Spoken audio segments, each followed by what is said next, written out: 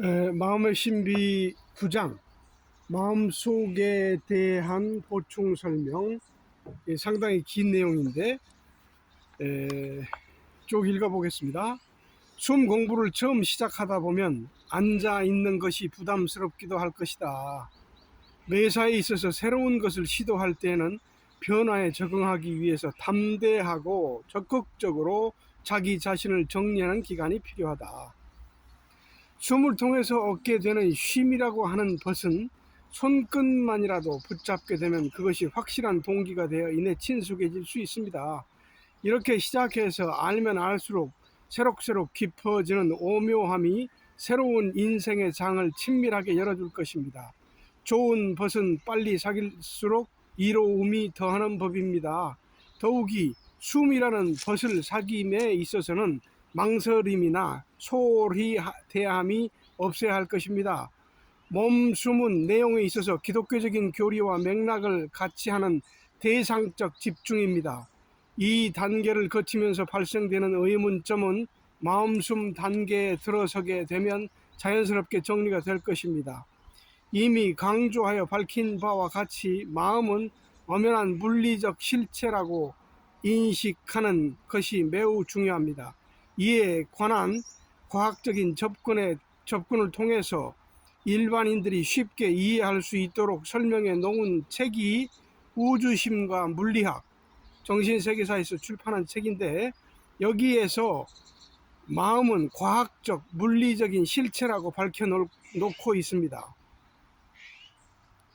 그러나 불교에서의 가르침의 관점은 매우 다릅니다. 육체는 살아서 움직이고 있는 생명체이고 마음은 육체에서 발생하는 심리적인 현상이다라는 입장이며, 가톨릭, 개신교 등을 총칭하는 기독교 계열에서는 마음이 물리적인 실체라는 입장을 밝히고 있습니다.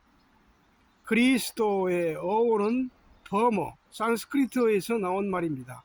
그쪽 말로 크리슈나, 크리스터스라는 의미에서 생겨났습니다. 예수의 제자들이 발을 씻어주고 발에 입 맞추는 의식들은 모두 인도적인 관습에서 비롯된 것입니다. 요즘에는 제도권 종교 밖에서도 종교에 대한 올바른 판단을 정립하기 위한 과학적인 연구가 활발해지고 있습니다. 성직자들에 관한 종교적인, 도덕적인 비판 또한 만만치 않습니다. 종교와 관련된 다양한 자료가 발굴됨에 따라서 철저한 고증이 이루어지고 있고, 그것을 근거로 한 과학적인 해명으로 가리워졌던 부분들이 속속들이 밝혀지고 있음에도 불구하고 하나님이라는 구시대적인 절대자를 향한 맹종에서 벗어나지 못하고 있습니다. 그 하나님은 배우자도 없이 예수라는 아들을 낳았다는 비과학적인 주장을 피력하고 있습니다. 기독교에서 주장하는 하나님의 아들은 오직 예수 한 사람뿐이고, 예수를 제외한 지구의 모든 인간은 보잘것없는 하느님의 피조물로 단정해 놓은 모순된 논리를 거두어 드리고, 그 옛날 예수가 주장했던 하느님의 실체에 대한 사실 규명을 위한 적극적인 성의를 보여야 할 것입니다. 기독교의 이론을 보면 너희들은 하느님의 피조물에 불과할 뿐이고 신권을 부여받은 예수만이 하느님과 동등하다. 그러니까 예수는 하느님의 아들로서 신에 속하지만 사람은 종에 불과한 존재이다. 이렇게 해서 아들인 예수만이 하늘나라에서 하느님과 단 둘이서만 지낸다고 한다면, 하늘나라에는 두 남성만 살고 있으므로 호라비만 사는 나라가 될 것입니다. 이렇게 되면 유독 하나님만이 배우자가 없이 아들을 낳았다는 얘기가 됩니다. 이렇게 되면 자연의 섭리를 벗어나는 모순을 낳게 됩니다. 이것을 합리화하기 위해서 하나님은 위대한 분이기 때문에 배우자 없이 홀로 계실 수 있는 것이고 스스로 계실 수 있는 것이다 라고 하나님의 권위를 승화시켰습니다. 만약에 하나님은 누가 만든 것이냐고 되묻고 나선다면 하나님을 만들어낸 무엇을 또다시 대입시켜야 할 여지를 남기게 됩니다. 이렇게 되면 의문이 의문을 낳게 되고 질문은 끝없이 꼬리를 물게 될 것이므로 스스로 계시다라는 권위적 존재였음을 내세워 반론의 빌미를 비켜나가고 하나님의 절대성을 한층 더 강화시켜 놓고 있습니다. 논리적으로도 과학적으로도 어떻게 출처, 생겨난 것도 없이 생겨난 물질, 하나님이 존재할 수 있겠습니까? 앞뒤가 맞지 않으므로 성경에서 말하기를 하나님은 중성이라고 하였습니다. 그러면 꽃이 자체 교배를 하고 미생물인 미토콘드리아가 자체 교배를 하듯이 하나님도 예수를 그냥 낳았다는 것인가요? 말을 너무 비하시키는 것 같지만 이렇게 따라가다 보면 하나님은 미생물인 미토콘드리아 차원으로 추락될 수도 있습니다. 이런 어물쩡한 논리가 이해하기 어려운 첫 번째 의문점입니다. 그 다음에 논리를 보면 하나님과 그리스도는 거의 대등한 수준이며 다음으로 인간적인 차원에서 인정하며 성자라고 추대하는 부처, 공자, 노자, 장자, 마호메트, 프란치스코, 성 프란치스코 등등의 인물들은 예수님의 발치 아래 저쪽에 있는 수준들이고 그 밖에 사람들이야 볼 것도 없는 존재라는 식의 이런 편견에 기인한 기독교인들의 불교에 대한 공격적인 견해를 살펴보면 부처는 사람 중에 으뜸일 뿐이지만 예수는 신 하나님의 아들이다. 이 엄청난 수준 차이를 모르고 왜 부처님을 예수님과 대등한 위치에 놓고 보려 하느냐라는 식의 상대적인 우월감을 가지고 있음을 느낄 수가 있습니다. 기독교인들 대개가 부처를 이렇게 오해하고 있습니다. 이것이 불교도보다 기독교도가 양적으로 우세하게 된 원인 중에 하나입니다. 하나님을 여호와라고 대두시키고 예수를 그 아들로서 강조를 하는 기독교적인 논리가 사람을 이해시키고 설득해서 교화시키는 면에서는 더 효과적일 것입니다. 그리스도와 하나님의 차이는 숨마당에서의 사품인 마음숨에서 정체가 완전히 드러나게 됩니다. 그리스도란 무엇인가요? 한국적인 표현으로는 기름 부음을 받았다라고 합니다. 성령으로 거듭난 사람을 그리스도라고 합니다. 성령은 무엇인가요? 숨마당에서의 성령은 참 마음입니다. 성령이 참 마음이다. 성령으로 거듭나왔다란 말은 참이 마음으로 거듭난 것이니까 참 마음이 되는 것이다. 참 마음을 나타낼 수 있는 사람은 모두 다 그리스도가 될 수 있는 것입니다. 불교에서는 마음을 본 사람을 본성, 가견, 견성했다고 해서 부처, 성부를 이루었다고 합니다. 예수의 본 이름은 그리스도가 아닙니다. 그리스도는 성령으로 거듭난 사람을 말하는 총인칭 대명사입니다. 본 이름은 임마누엘인데 출애굽기 15장 17절에 등장하는 옐로힘과는 다릅니다. 옐로힘을 언어로 하여 임마누엘 또는 엠마누엘이라고 부르는 것이 예수의 본 이름입니다. 이와 마찬가지로 불교에서는 석가모니불, 석가모니 세존이라고 하듯이 석가모니도 부처의 총인칭 대명사입니다. 석가모니가 2500년 전에 이 땅에 와서 석가모니가 된 것이 아닙니다. 인도어로서는 붓다라고 하기도 합니다.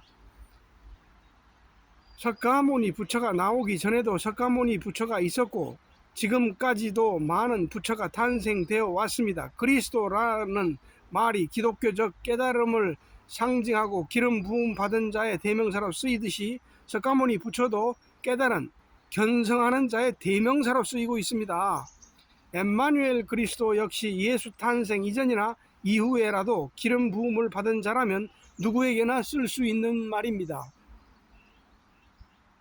당연한 사실을 예서 부정하고 오직 예수만을 평범한 인간의 모습으로 보지 않으려는 고집함에도 일부 비도덕적인 성직자들의 드러내기가 거북한 관례적인 의도가 포함되어 있다고 볼 수 있습니다. 바로 이 점이 종교를 본래의 궤도에서 이탈시킨 주된 요인일 것입니다.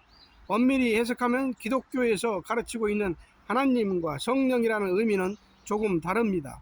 기독교에서는 하나님은 하늘나라에 계신 분이고 사람에게 하나님의 뜻을 역사시키기 위해서 사람의 모습으로 인류에게 나타나는 사독적인 영을 성령이라고 정의하고 있습니다. 그러나 사실은 하나님이나 성령은 참과 같은 것으로 이 우주 전체에 충만하고 있습니다. 즉 참을 기독교식으로 표현하면 하나님인 것입니다. 한문으로 영이라고 표현하는 이유는 인간의 능력으로는 확인할 수 없지만 전지전능한 어떤 존재가 반드시 있을 것이라는 사실적 유추에서 기인된 것입니다.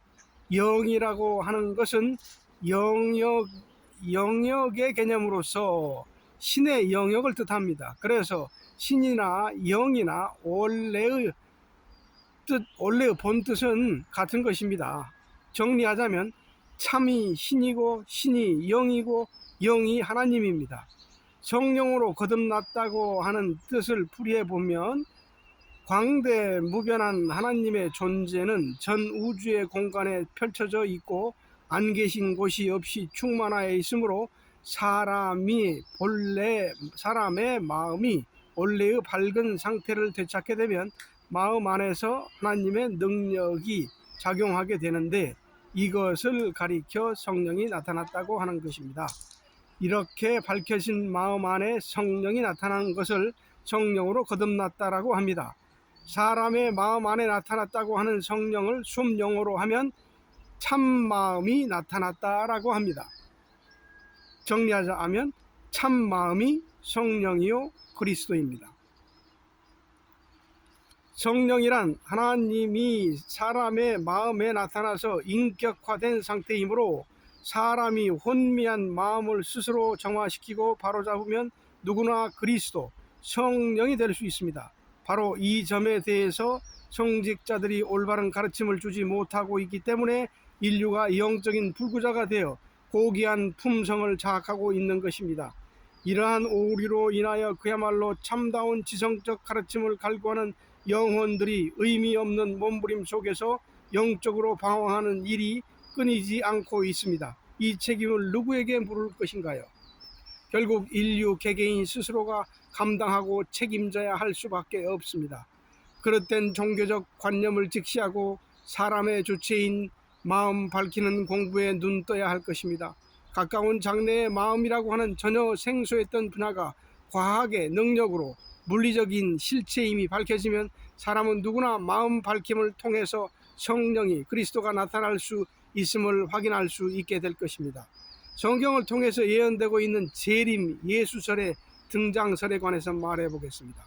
그 옛날에 사람이 마음 하나만 바꾸면 된다고 피 흘리며 역설했던 예수가 이 땅에 또 무슨 미련이 있어서 14만 4천 명의 선택받은 사람들을 이끌고 나팔을 불면서 나타나겠습니까?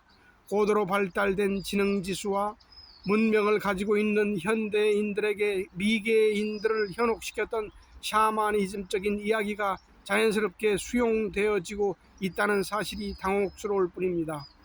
이런 면에서 볼 때 사람들의 의식 구조에서 오는 신뢰라든지 믿음이라는 위력은 참으로 대단한 것임을 알 수 있습니다.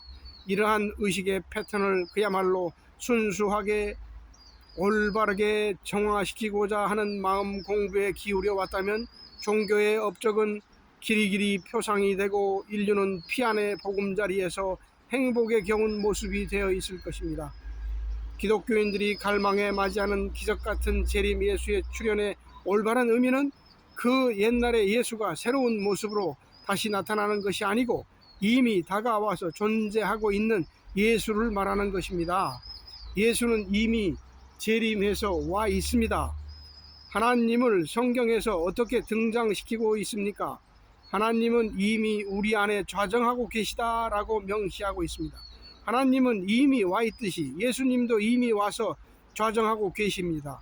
그릇된 종교관이 빚어낸 상상 속의 재림 예수는 영원히 오지 않습니다. 왜 오지 않습니까? 이미 와 있기 때문입니다. 나와 여러분 모두가 재림 예수이고 하나님입니다. 우리 모두가 하나님입니다. 이것은 놀랄 일이 아닙니다. 앞으로는 사람이 하나님이고 예수님이고 부처님이라는 과학적인 사실을 가르쳐주는 과학적인 신앙이 되어야 하고 종교가 되어야 할 것입니다. 구태의연하게 누구는 하나님이고 누구는 예수님이고 누구는 부처님이고 너희는 피조물이고 끼리끼리 형제이고 하는 식의 구태의연한 관념에서 벗어나야 할 것입니다. 이제는 예수가 적나라하게 드러낸 가르침의 참뜻을 왜곡됨 없이 사실대로 밝혀내야 합니다. 사람마다 왕 중 왕이니 내가 온전한 것 같이 너희도 온전하라. 너희는 나의 온전함을 온전하게 상속받을 상속자이니라. 이것이 독생자의 개념입니다. 성경에서 이렇게 명확한 깨우침을 주고 있는 점을 간과하지 말아야 할 것입니다. 논리적인 생각에 관해서는 다음에 하겠습니다. 감사합니다.